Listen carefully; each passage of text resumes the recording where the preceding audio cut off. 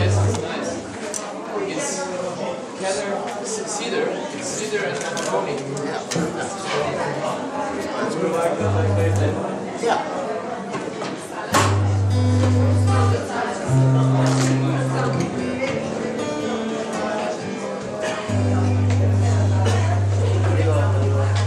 Don't get this one. Ah, yeah. It should be on.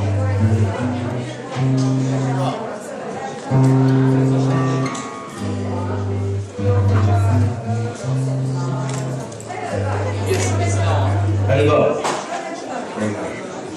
Okay.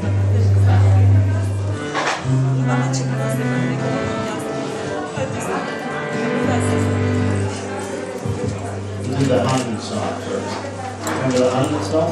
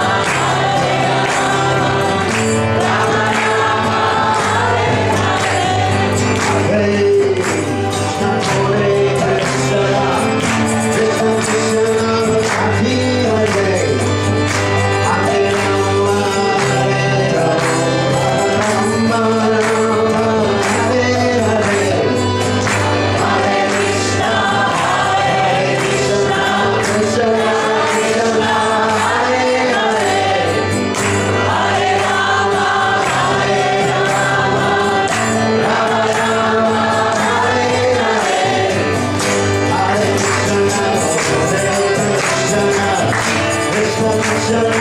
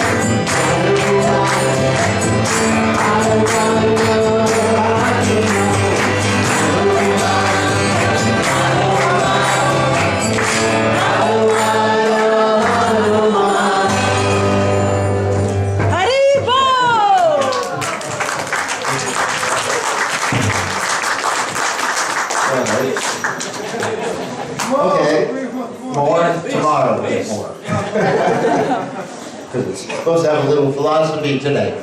So, yes, Om Ganan Timiranda Shah Ganan Jana Shlakaya Chachuru Meditam Yena Tasmai Shigure Maha. So what I thought we'd do this year, which is different from every other year, is that we'd have questions and answers about anything you wanted to know but were afraid to ask. You know, real controversial subject matters if you want, like Krishna West or something. Or politics, or illusion, or ISKCON, or non-ISKCON. Anything you wanted, the devotees wanted to ask. So, we're going to start. Does anyone have any questions? Yes? Maharaj, translation don't at the moment. Translation. Oh, translation not working?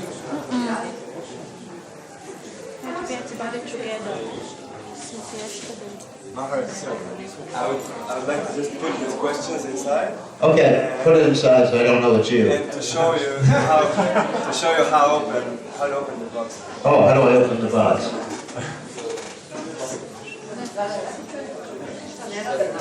So this side, you have everything ready. Just pull. Oh, it comes out. Pull to open. Pull to open. Okay. Very nice. Oh, Okay. the magic box. So, Okay. Chandrasekhar, you have a question? and What? you You're want gonna- them ready? Yeah, okay. Okay, thank you. And We were once discussing, Maharaj.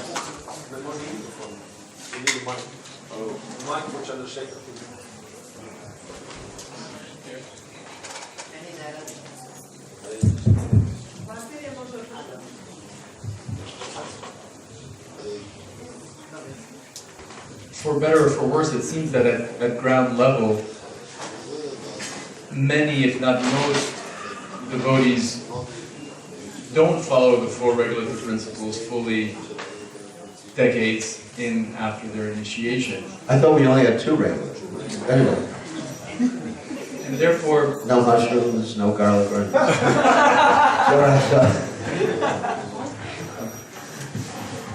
so if it's sort of an open secret that this is the state of affairs, and again, I'm not justifying sense Right. gratification, then are we sort of being duplicitous when we give initiation, knowing well that the disciples who are going to get initiated are probably not going to, for example, have relationships only for procreation? And so how do we resolve that sort of disconnect between reality at ground level and the initiation of God? Okay, so first of all, define the four regulative principles for me. Define them, I mean, I know they're what they are. I feel like I'm taking initiation. I know, no illicit sex, no gambling, no intoxication. So, what do you mean? Why don't you unpack each one first, so I understand? I mean, no meat for sure, that's an easy one. You don't have to unpack that one, because very few devotees get into that, hopefully. And gambling, I think very few devotees get into that. So you're just basically dealing with two of them, right?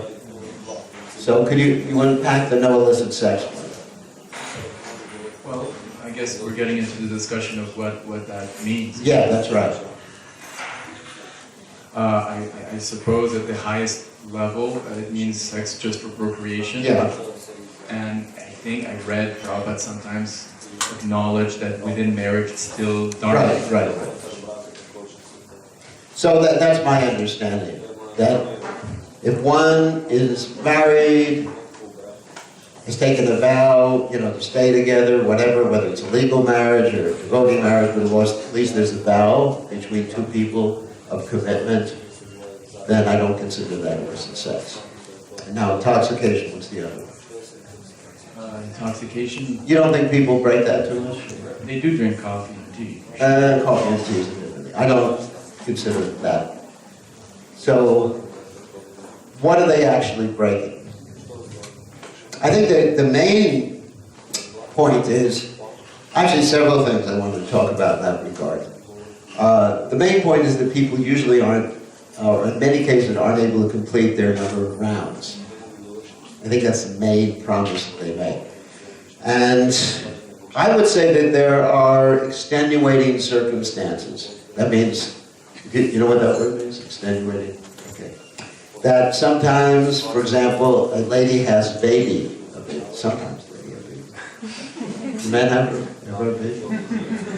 They can adopt these days. All right, so when you take care of a baby, this little thing, sorry, is screaming. And it's calling for you 24 hours a day. So I can understand in circumstances like that, or if someone is stressed out because they have to work so many hours a day. So there's some allowance in that regard. However, apart from those particular issues, I think ISKCON needs to adapt its strategy in bringing people to Krishna consciousness. There is an expectation that we have in ISKCON that probably used in the beginning days of the movement that may not be applicable now. Now this is going to be a little controversial. That expectation is that people can be able to chant 16 rounds, follow the regulated principles once they take initiation. And that is the promise that they make in initiation. However, my feeling is that in accordance with our tradition, initiation should be considered the second initiation. And the name should be given at a lesser standard without imposing. Now, I'm not trying to discourage those of you who just taken first initiation and tell me don't chant 16 rounds or anything like that, because you did promise to do that. But without imposing a very high, unrealistic expectation on people, especially in the modern world. Not just the Western world, but also in Eastern world as it is right now, because people have very complicated lives. And I understand that. And people have all sorts of issues, mental, psychological, physical issues that they have. Now, when we're very young, out of enthusiasm, we can take vows and promises to do anything that we may not be able to fulfill later on. So I would say that we should have a system of giving someone a name, and giving someone deeds, and considering them to be fully committed members without having to impose such high standards on people. Does that answer your question? Because I think that's where you were going to with that question. Let's be realistic. At the same time, we want to bring people into Krishna consciousness. Without some sort of commitment ceremony for people, then we're going to start losing a lot of people. Losing a lot of people to other organizations, as you've seen, or losing other people to spiritual life in general. Our whole business is to bring people to Krishna. I mean, if you have to say what our vision statement is in Krishna consciousnness, it's not the principles that Prabhupada elaborated on in his first document of incorporation. Those are mission statements, not vision statements. But the vision statement of ISKCON, at least the one we were doing in strategic planning, I really like. It's more devotees, happier devotees. Very simple. Vision statement should be very, very simple, concise. One sentence. So, as Prabhupada said, utility is the principle. Whatever we have to do to bring people to Krishna consciousness, and there'll be a small number of people later on who will make commitments. They're called the Brahmins. On the other hand, I do feel that we give Brahmin or second initiation too easily. And it should be seen that those who take second initiation are representatives of the movement, like priests, ministers, rabbis. Sorry about that one. But they're public representatives of the movement. So we should be very strict on that. But I think first initiation, let's be very lenient.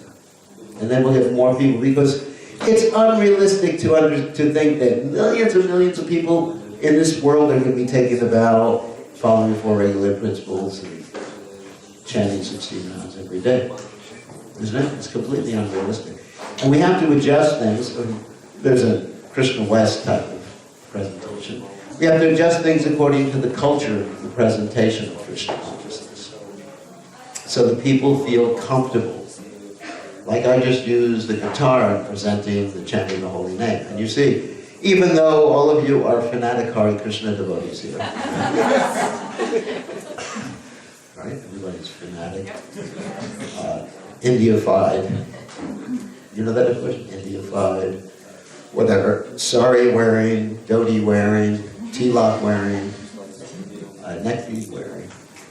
Even though you were all like that, you could really relate to the guitar. I could see that. People were really relating to it. And last year, we did our presentation on connecting to mantras and connecting to the holy name. Those of you who were here last year. And when we had the Gora Arti song sung by Mahadrala in Croatian, what was everybody's reaction? Crying. Pretty interesting. Because they could relate. See, Krishna consciousness, if we want to make changes, if we want people to make changes, has to be from the heart. It can't be just seen externally, ritualistically, rules and regulations. Of course, Prabhupada said, and this is a quote, to Srinanda Maharaj one time, which you know this quote, don't present Krishna consciousness as a bunch of rules and regulations. We present it as something from the heart, connecting to Krishna. And of course, the first rule of Krishna consciousness, according to Srila Rupa Goswami and Chaitanya Mahaprabhu, is to never forget Krishna. And the second rule, the first rule is always remember Krishna. The second rule is never forget Krishna. So the other rules are subservient to these rules. So we have to adjust our presentation and commitments when we're dealing with people so that we can expand the Krishna consciousness movement and make more devotees. Does that answer your question? Yes, Barbara, you brought up one, if I may. Yeah. Regarding the clothes or instrumentation, we have plenty of quotes from Prabhupada to justify that. Yeah. But what you suggest, what I theoretically agree with, would be met with a lot of resistance, given the first initiation has always been a 16-rounder, four regs established by Prabhupada himself. You would theoretically agree with, but not really. I agree. Well, okay. I just think that it would be a lot of... There'd be a lot of pushback. There'd be a lot of pushback to that. But you see, Srila Prabhupada, he adjusted strategy according to what worked, according to what didn't work. For example, at one particular juncture, Srila Prabhupada forbade the devotees from wearing wigs and doing other things, what we would call Western clothes, not Karni clothes, on Sankirtan. And when it was presented to Prabhupada that the books distributed would diminish, the quantity of books would diminish radically, Prabhupada changed his opinion. So maybe you don't call it initiation, maybe you call it a commitment ceremony, but some way that people feel they can belong. I remember when I joined the Krishna consciousness movement about 300 years ago, in the Dark Ages or something. And actually, I remember my non-devotee name, or my Western name, my demon name. And devotees would call me Bhakta Demon. Bhakta, whatever the name was. I know what it is. I haven't forgotten it yet. I don't have problems like that. And I remember I just think, I want to change my name so I feel I belong. Because everybody else was going along with, had the name. I remember the temple president was Hridayananda Das Adhikari at that time. He was married. And everybody else, not everybody else, but many devotees had a spiritual name. And I just felt, I don't belong until I get a spiritual name. So after 2 weeks in the Krishna consciousness movement, I wrote Prabhupada requesting initiation so that I could get a spiritual name. I didn't think so much about the commitment, which I already had made, but my whole, even becoming Krishna conscious. That wasn't my motivation at all. My motivation was to fit in, because we all have this need for community, right? And if you're just called, Dr. Joe, yuck, and everyone else is Jabuna Jiva, you feel like you're an outsider, don't you? So anyway, so then I wrote Prabhupada, and what happened is the temple president found out that I had written Prabhupada, and he almost killed me. That wasn't Prima Maharaj, that was Amarendra, who was about 3 meters tall. You definitely don't want a temple president that's 3 meters tall and runs around with a broom to hit you with. So anyway, so that was my intention. I wanted to fit in. And, I could ask any of you, like, who else had that intention in the beginning? A lot of us. It wasn't like, I want to go back to God, I want to connect, I want to fit in. So, we have to give people a way to fit in. Otherwise, they'll be pressured into thinking that they have to take that step of taking the vows, whether you call it initiation. But I think the absolute minimum should be that they would get a spiritual name. Then they will fit in. And then we'll start to make more devotees. It's such a high barrier. I'm doing Western preaching all the time, as you are, Chandrasekhar. And I find it such a high barrier to make a devotee at this point. Because maybe it's because of the state of the situation of the culture right now. When I I didn't become Krishna conscious, never have. When I joined the Krishna conscious movement, everyone practically in my age group, they look weird. Before I joined, we had tie-dye clothes. Does everyone know what tie-dye clothes are? No? That's when you take your clothes, you put a dye and you tie knots in them. And you put dye in the washing machine, then you untie the knots, make other knots, and put another dye in the washing machine. And that's how just about everybody looked. So to get people to change their way of life, externally, was not such a high barrier. In fact, wearing dhotis was probably more conservative than the way most people dressed or didn't dress. People were running around naked too, so therefore, it was easy to make devotees. And also, there were other factors, such as that everybody, or almost everybody, in the 1960s was intoxicated. So you just go out in the street, you drag an intoxicated person back in the temple, and shave their head while they were still asleep.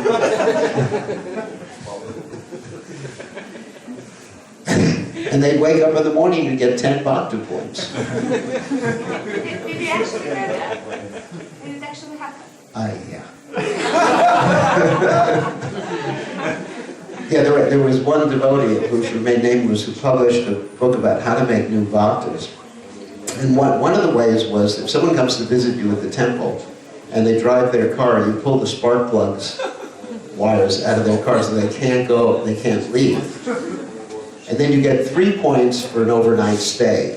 Just like we have our book distribution point system.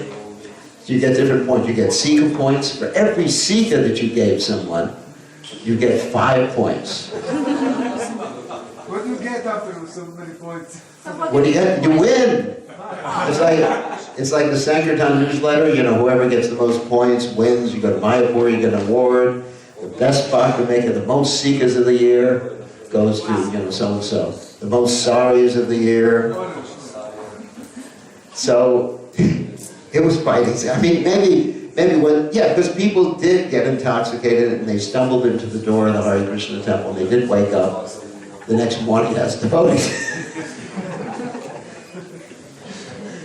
They walked into the temple and saw everyone running around the bush. What's happening here? Wow. And so, the barrier was very low. So now we have to adjust things accordingly. And you made a very good point, Chandrasekhar. That answer your questions? Okay, who else has a question? Yes. Yeah. Thank you, Hare Krishna. So actually, non-ISKCON is the question. I mean, lately, I mean, for the past year or two, I'm hearing comments from aspiring devotees that is like it's getting is kind of more difficult to get initiation in ISKCON. And many devotees, also a few of them from Serbia, have gone to some mats and some Gaudia missions. So some of them are even like forbidden to come in ISKCON anymore because they went and there was for some years even within like serving within ISKCON. So can you comment on this, please? Okay, so hopefully you won't show this to any of the other members of the GBC, or else you'll be in trouble. No. It's a secret. So, as I said, we're presenting very high barriers, and the barriers are getting higher and higher and higher. I was with Srila Prabhupada in Dallas, Texas one time. And there were a group of devotees who came from Cleveland to visit. Very, very nice group of devotees who'd been following, chanting, but nobody had met them before. You know. And so they came, and they said to Srila Prabhupada, we want to take initiation. The temple president in Dallas says, I've never seen them. I'm not going to give them recommendations. And Prabhupada said, I'm giving you initiation. So Prabhupada was bringing people to Krishna consciousness, attracting people to Krishna. And these devotees, they're doing well to this day. One of them, my god sister Krishnandini, she's a wonderful devotee, and she's still preaching there in Cleveland. And so I think Prabhupada was very open. Prabhupada said first initiation could be given very liberally or very easily. And I've seen that a number of times with Srila Prabhupada when I was with Srila Prabhupada. And even there's a story in Mayapur. This is very interesting. It comes to mind. There were these Bengali ladies were born in Bengal, and their business was making flower garlands for Radha Madhava, the deities of Srinath Mayapur. So Srila Prabhupada said, one, we'd like to give them initiation, so give them some beads. Okay, so they were given beads, like beads, to chant on. And they held the beads in the hands, and all they did was talk to each other. Like we do too. Hare Krishna, Hare Krishna. How are you doing today? So they would just talk, chat. Bengali ladies do sometimes. And Prabhupada still gave them initiation, even though they didn't chant one round on the beads. So, of course, that was in the Holy Dham, and of course we understand that everybody in the Holy Dham is a great devotee in any case. Still, Srila Prabhupada showed us that mercy. We got it. The whole point is palina parachiyate. Palina parachiyate means you judge something by the fruits. We got to bring more and more people to Krishna consciousness. Like I've been coming here many years, and I see most of the people I've seen for the last 20 years, or whatever it is that I've been coming. The same faces. I don't mind. It's the same. Have the same face. I didn't think you were going to change your face from 1 year to another. The same devotees, the same amount of people. I mean, the movement should be expanding exponentially. It's disappointing that this whole place isn't filled with hundreds and hundreds of devotees. And it's not the fault of Krishna consciousness, not the fault of the holy name. It's the fault of our method of presentation of Krishna consciousness. And if people are leaving, Prabhupada said, it's not their fault, it's your fault. Whenever someone left the movement, Prabhupada said, it's your fault, don't blame them. So we should take responsibility. What are we doing wrong? The people are going over to different maths. The people are rejecting Krishna consciousness. The people have had a bad experience wanting to get initiation. I've had so many instances of people discouraged and leaving Krishna consciousness completely, not just going to the Gaudiya Math or something like that, because of the initiation requirements. Now, Chandrasekhar Prabhu mentioned that even 16 rounds for regulated principles, sometimes that's a really high barrier. But we make even high barriers. 16 rounds, 4 regulated principles. You got to go disciple course. You got to be a pure devotee. You got to give a certain amount of money to the temple. You got to do a certain amount of hours of service to the temple.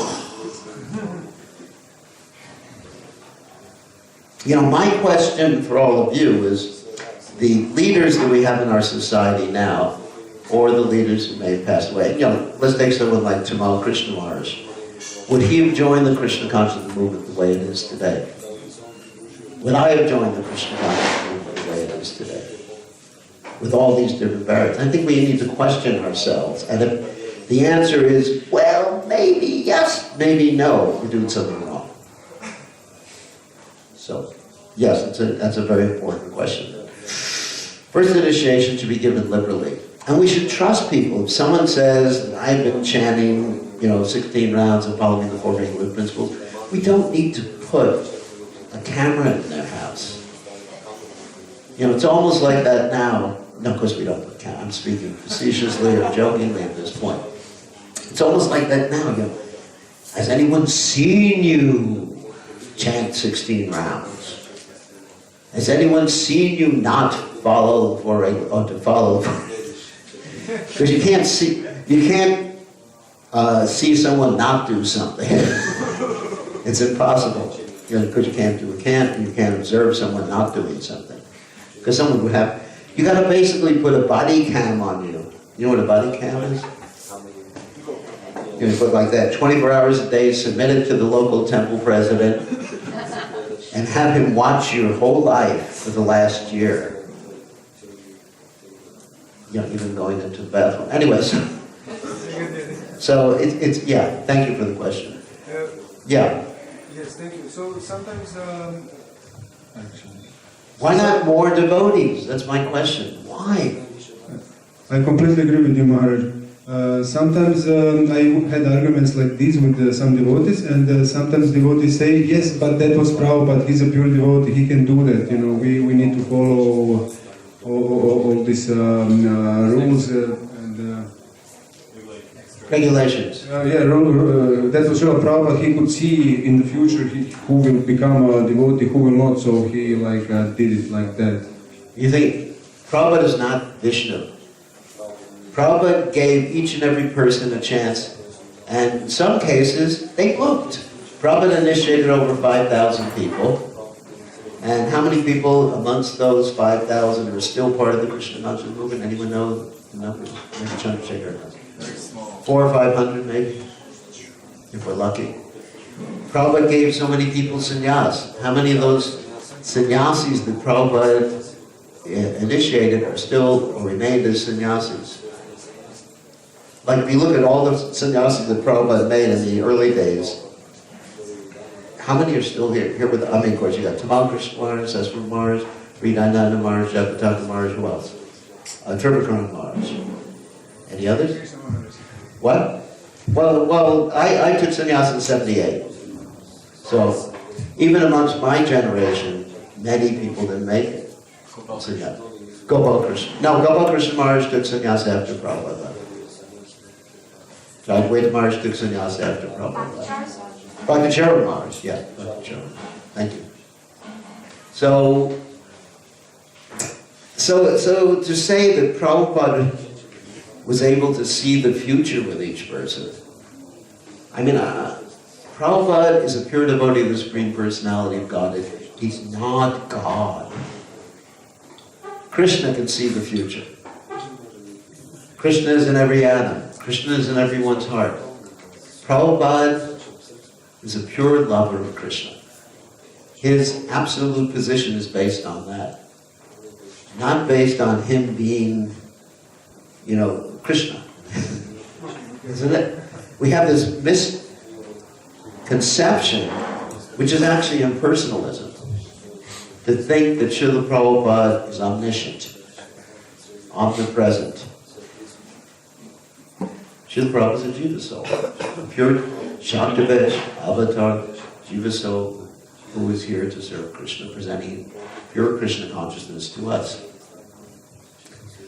And Prabhupada did change things.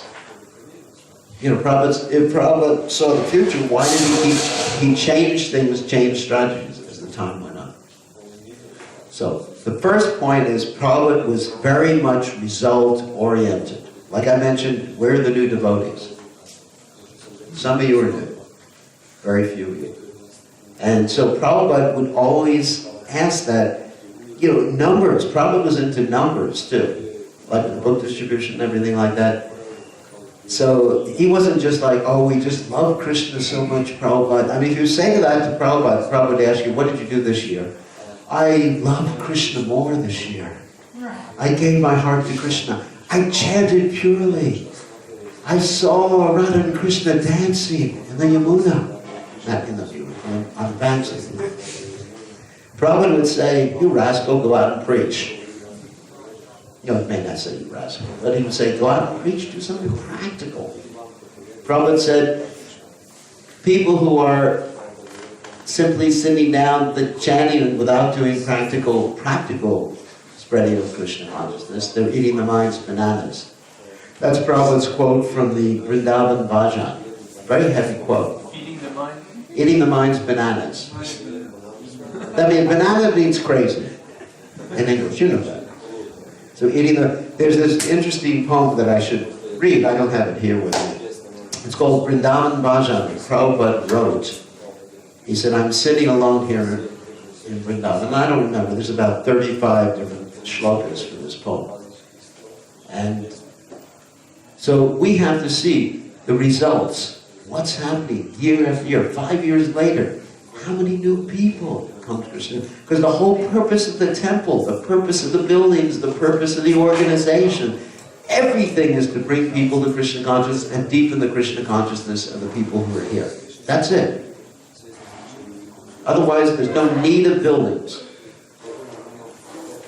There's no need of anything if we can't bring people and deepen our own Krishna consciousness. Right? Right, Maharaj. So if things are not happening in that way, then we need to have some meetings to discuss what we need to adjust. And in certain countries in the Western world, which Chandrasekhar Prabhu will be aware of, we're preaching mainly to people who come from India, rather than to the indigenous population. Indigenous means, you know, local population. So, like in America, for example, and in the UK, if you go into the temples, you'll be hard-pressed to find any new Western people there. I mean, there's a lot of nice people from India, wonderful, but the local people are not becoming Krishna. Just like when Prabhupada went to, I believe it was Nairobi, and Brahmananda was preaching there. And he was primarily preaching to the Indian population because they had money and they were easy. It's called the low-hanging fruit. You understand what I'm talking about? Like if you're going into an apple orchard, first you're going to pick the apples that are there. You're not going to want to get up on a ladder and pick the apples all the way at the top. So people from India, it's very easy. You preach to them, oh, chant Hare Krishna, here's Krishna, he's God. Right on, you know. Right on, brother. But people in the West, it's more of a struggle. So in many cases, in the Western world, you know, not this part of the Western world, but where there's a large Indian population, you'll find primarily people from India. We're not dealing or attracting people from the West. And even here, I don't see a lot of new faces, to tell you the truth. Yeah, everybody's getting old. A lot of old faces. Gray hair. Sorry about that one. My hair is still black. And pretty soon we're going to have to open up an old people's home for Krishna consciousness. Yeah. Yes, thank you very much. Anybody else have more? Can I finish one short one? So, can I have Maharaj? Yeah. Okay, well, you made a very good point, thank you very much. I thought also same things about like sometimes I used to bring some new people to temple, but it was not very inspiring atmosphere. Once one devotee told, he was kind of like a hippie guy, and he was like sweaty and stinky, and I think he came 2 or 3 times, and this devotee told him that he needs to go home and shower. He cannot stay in the tent. In the Sunday feast, not in the daily visit. So, what's the question? So He probably should take a shower. Yeah, definitely. But some new people, they come, or temple is really outside of the city or on the hill, and it's very difficult to come for many people not inspired to go on the last tram station and then the last bus station there, somewhere there. Or sometimes you bring even people to in the city, to the temple in the city, and then there is this brahmachari that is like 49 years old, and they are like Wait, you're getting too pointed. You're getting too pointed to a specific situation. Yes, I don't want to deal with a specific. Okay. There is like this not inspiring situation to join. Anyway, so the point is that we have the philosophical point. I don't want to talk about any particular situation. The philosophical point is we have to make centers where people can access us, and we have to make Krishna consciousness very easy, at least in the beginning. One thing we're doing in the United States in my zone is that we have a center. It's actually a Krishna West Center, but we changed the name. And the reason we changed the name was because people go on the internet and they look up Krishna West and Krishna, and they see all the conflict there. So we marketed ourselves as Reincarnation Connection. It's just marketing. It's the same thing. Like Prabhupada said, old wine in new bottles, and we're getting like 10 times the amount of people coming. It's really interesting. Because everyone's interested in reincarnation. We teach about reincarnation. We teach about Bhakti Yoga. And so, we have to try different strategies to bring people to Krishna consciousness. But make it easy for them. The main point is to make it easy for them to commit. When you call it initiation, you don't call it initiation, but at least they get a spiritual name. They feel like they're a member. They get a Hare Krishna ring on their fingers, a tattoo on their head, whatever. Whatever you have to do. I don't care. I mean, at this point in my life, I feel that you have to do whatever you have to do to bring people to Krishna. Because I look and I think about Prabhupada. And Prabhupada saying to me, what are you doing to spread Krishna consciousness? What have you done the last, 50 years of your life since you joined the Krishna consciousness movement? You have to do something amazing. Prabhupada expected us to do all of us. He said, you Western boys and girls, and all of you are Western boys and girls, or Western old men. So he said, he expected us to do amazing things. So, more questions? Just I have one. Thank you very much, Maharaj, to bring another point. So my question is basically related to the adjustments you spoke about. There is like an eternal question. Where is a border between adjustments and going slowly into deviation? Yeah. It's like some people are reluctant to, trying to preserve this genuine message of Prabhupada. Just, Okay, so what you dealt with is generally called principles and details. We have basic principles of Krishna consciousness, which have been elaborated on by Srila Prabhupada. And by Srila Rupa Goswami, you can read the Nectar Devotion, the Bhakti Rita Sindhu, and you'll see that he presents essential practices of Krishna consciousness. Essential practices like principles, chanting the holy name, reading Srimad Bhagavatam, living in a holy place. That means your home or wherever you live as a holy place, associated with devotees, Sankirtan, chanting the holy name. And then he makes the statement that many of the other injunctions are, let's say, flexible according to time and place. I'm just paraphrasing. So, we, or the leaders of the Krishna consciousness movement and the devotees, the rest of the devotees, need to talk about what are inviolable principles. That means you can't change. And what are details? I'm going to give an example of a detail. A detail would be how you dress. I don't think Rupa Goswami states that you have to dress in a certain fashion to be Krishna conscious. Does he? I mean, has anyone read anything like that? As far as I'm concerned, I haven't read that. So that's a detail. Rupa Goswami says, it doesn't say you have to use a mridanga and a cartel to be Krishna. Does he say that? No. Rupa Goswami doesn't say you have to speak in Bengali to be Krishna conscious. Does he? He does? No. Anyway, so I'll learn Bengali if you like. That's a fact. So, I mean, just like in presenting Krishna consciousness. Okay, so in my attempts to present Krishna consciousness, I'm investigating other religious societies to see what they do. You know, there's this principle called copy success. You ever heard of that before? So there's one group, religious group, that is really big and growing fast. They're called the Hillsong Church. Anyone's heard about them before? Evangelical Christian. No, not really. They're just, anyway, almost like New Age Christians. So they're called the Hillsong Church. They got 30,000 people coming to their ceremony every Sunday.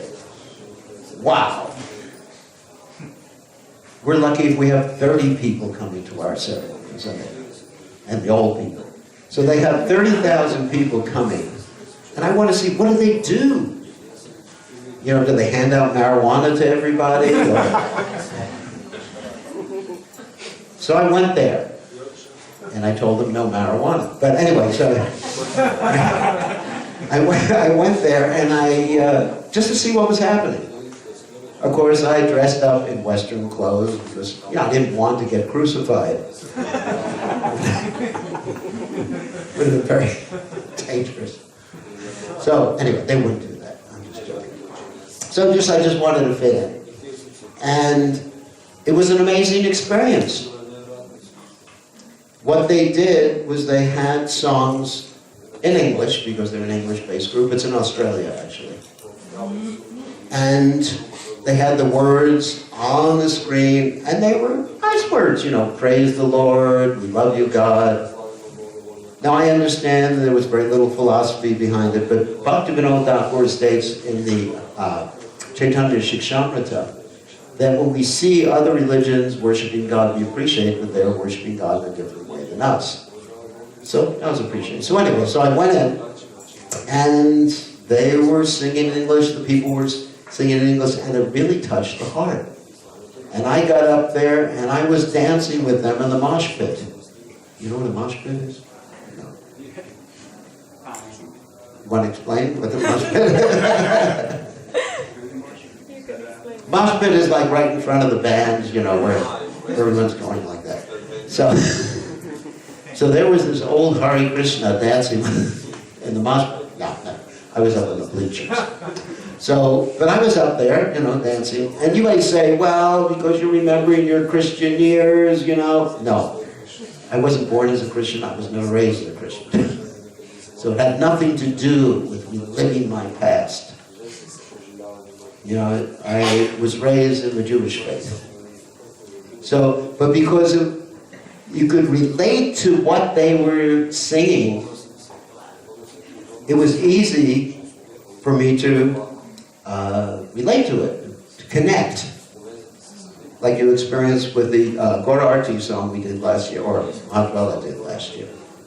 And so, things like that. So what I'm doing right now is putting together a whole lot of English songs, working with professional musicians, devotee musicians, that we can present to people that will bring them to chant Hare Krishna. It's not that we're just going to be saying, praise the Lord, praise Prabhupada, Hari Bol. No, it's going to be more than that. Just the philosophy. I have several that I wrote myself. Some of you may have heard before. And we're putting them together with an idea of attracting Western people to Krishna consciousness. So that's my small endeavor or small attempt. And that's not changing the principles. Because Narottam Das Thakur and the other Bengali poets, such as Srila Bhaktivinoda Thakur, they changed the details by bringing Sanskrit into Bengali. Prabhupada specifically says that Narottam Das Thakur presented this philosophy in simple Bengali language that everybody could understand. Instead of presenting Sanskrit like the Goswamis of Vrindavan did, perfectly, pure devotees, there are acharyas, Narottam Das Thakur adapted it for the Bengalis. And guess what? In Bengal, it's very popular. And if you watch a Bengali, a devotee chanting the holy names, or chanting Bengali bhajans, he's really connected. And you see us chanting, many cases, we are not aware of what we're even saying. Like I presented last year, that most of the devotees whom I question as I travel around the world don't even know the translation of the Prasadam prayer, which they say 3 or 4 times a day. They think it's just like Om Tat Sat, thanks a lot. Rub-a-dub-dub, thanks for the grub. You know, that's what they think. How many people know, oh Lord, this material body is a place of ignorance, and of all the senses, the tongue is most voracious and controlled, etc. How many people know that? Very few people know that. And we're chanting all these prayers. And I don't expect the majority of devotees to become expert in Bengali or Sanskrit. It's just like an unrealistic expectation. So why not have these same prayers in English, or in Croatian, or in Serbian, or in Russian? Why not? And then you chant Hare Krishna together. What's the problem? If you can take it from Sanskrit to Bengali, why can't you take it from Sanskrit or Bengali to your local language?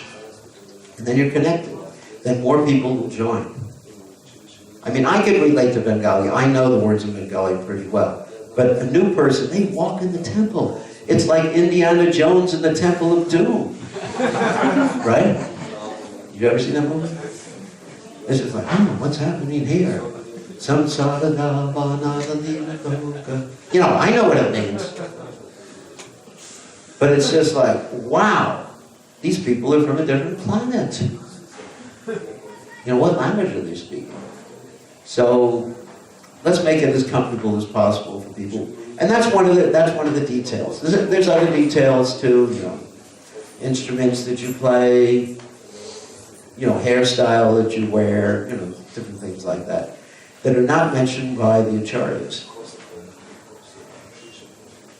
Now the temples, on the other hand, I feel the temples should remain the traditional way that they're going.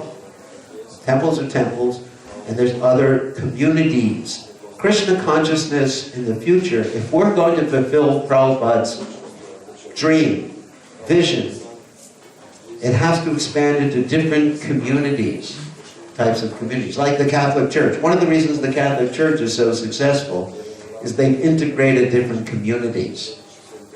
In the beginning, in the Catholic Church, they tried to exclude anybody who was a little different. But then, eventually, the Jesuits, right? Franciscan monks, St. Francis was brought in, St. Benedict was brought in, and then that's why they're so widespread today. If they excluded everybody who dressed differently, had a different liturgy, everybody knows what liturgy means? Liturgy means, what you do during the service. If they excluded everybody, they'd just be a very small organization right now. I think they're probably one of the richest, the largest religion in the world. I think so. Religious organization, largest religious organization in the world right now. And they're richer, I think, than 90% of the countries in the world. Not richer than Apple Computer, but that's a different subject. So, and that's how they did it. By unity, right, and diversity. That's what Prabhupada said.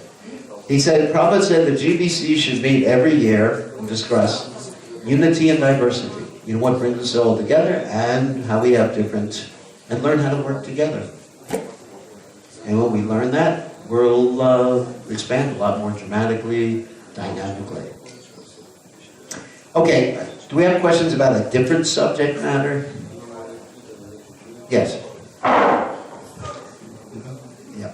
Do you see maybe the possibility of cooperation between different religions? Yes, actually, Bhaktivinoda Thakur talks about that. Before cooperation can come, we have to have appreciation. Appreciation comes when we realize there's one God. And that one God is worshipped in different religions in different ways. And of course, there's different levels of philosophical understanding and different levels of practices that are there in different religions. So I go, like I mentioned, I go into different churches. I mean, just a few months ago, I went to an American Black church, and it was wonderful. I just enjoyed myself tremendously, just how the Lord was praised. And also another thing I learned was community building. How at those churches, everyone's joining hands. And it's really nice how there's a sense of belonging. So you learn things from different religions. That's what I'm trying to do right now. So yes, once we understand each other, then we can cooperate. Very nice. Yes. Hare Krishna. I've been thinking recently about this doing a devotional service on autopilot. Yeah. What is can you tell how to recognize when we are slipping into it? And what's the if you can talk a little bit, because it's it's a very stale place to be. So you've obviously heard some of my seminars, because I talk about doing devotional service on autopilot quite a bit. So how do we recognize it? Well, one thing is that when our rounds get finished, we don't remember chanting them. Or we don't remember doing a particular thing. Or while we're doing some religious ceremony or spiritual ceremony, we're thinking of something else at the same time. And it's pretty easy to recognize that we've done that. Or while we're driving a car, we don't realize how we got to the location we're driving to. That happens quite often. So, how to correct that is the most difficult thing. How to bring ourselves back.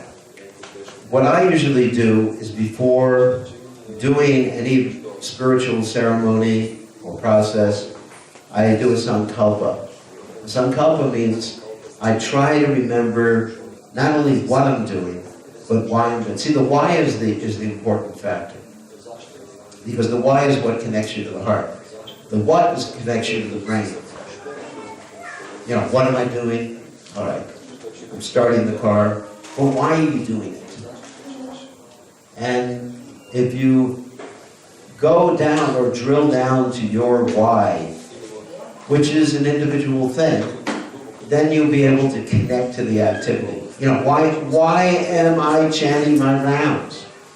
All right, let's go around. Can anyone volunteer why they chant their rounds? No? Yes. So I don't go insane. So you don't go insane, great. Let's put it in the positive. So you remain sane. That's good. Yeah. Well, to save myself from oil. That's good. To be immersed, let's put it in the positive again. I like to put everything in the positive. To connect with Krishna. Because Krishna Surya Samaya in the car. Yeah. Because I heard that it makes Krishna satisfied. Because you want to satisfy Krishna. If I do it correctly. You want to really make Krishna happy. Good. So if you think about that before you do it, like Mangalarti, for example. If you think about, why do I go to Mangalarti? Well, one, to glorify my spiritual master, connect with the spiritual master, chanting the Gora prayers. Number two, to connect with the disciplic succession. Number three, I'm just throwing things out. Number three, to connect with the holy names, to associate with the devotees, to enjoy myself. And then if you have that why very clear, then what you're doing and being attentive becomes easier. But without the why, if you don't understand the whys, then you're on automatic pilot. If you're just chanting, for example, if you say why you're chanting your rounds, because I have to, you're an automatic pilot. Practically automatically, you're disconnecting from the Holy Name. If you're saying, I'm chanting because I have to. And if you're saying, I'm chanting because I want to connect with Krishna, I want to please my spiritual master, I want to be free of distress, that's fine. Because that's, Krishna says, Chaturvibha Bhajanti Mam. People approach me for 4 basic reasons. One reason is to be free of distress. So, like Dhruva Maharaj, he was chanting what? Does anyone know why Dhruva Maharaj was chanting? No, why? Get the kingdom bigger and Than Lord Brahma. And he was focused. He was much more focused than me. So maybe I should pray for that. I want a car bigger than... Bigger than a whale. No, I want a Tesla, or whatever. Mercedes. Hare Krishna, Krishna Krishna, Hare Hare, Mercedes, Hare Krishna, Ram Ram Ram. So anyway, so the point is figure out why, and it should come from the heart. The why shouldn't come from the brain. Because when it comes from the brain, it doesn't connect you. The chanting has to be done, or should be done, from the heart. And so that's the first step in connecting, not putting yourself on automatic pilot. Why am I doing? And so therefore it helps to do that little sankalpa before you start chanting. Sankalpa means like the intention. What is my intention? Why did I come here to the summer camp? Why did I wake up in the morning? And not only with spiritual activities, but whatever you do during the day, it's good to connect to why you're doing it. Like if you're taking care of your family, why am I cooking for my family, for example? Because I love my children, love my husband, whatever it is. Then life becomes much more pleasant. If everything's from the heart. It's all connecting from the heart. Whoa, one more minute. We go to 12, right? Is that right? Yes. Yeah, 12, okay. So one more question, not controversial. Tomorrow you can prepare your questions. Let's try to do different subject matter tomorrow.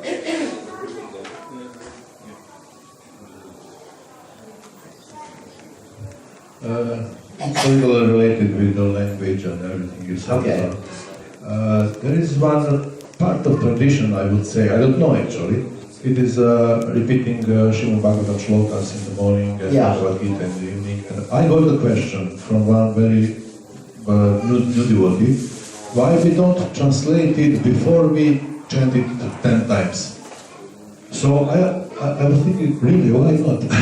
and I have heard explanation, it's Sanskrit, it's anyway purifying, but it will be also purifying if we know the translation, and maybe we will be more inspired to even learn it a little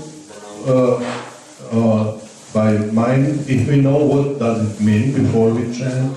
That's interesting suggestions. That could be done. You could try it. As long as you chant the Sanskrit, because that's what Prabhupada established.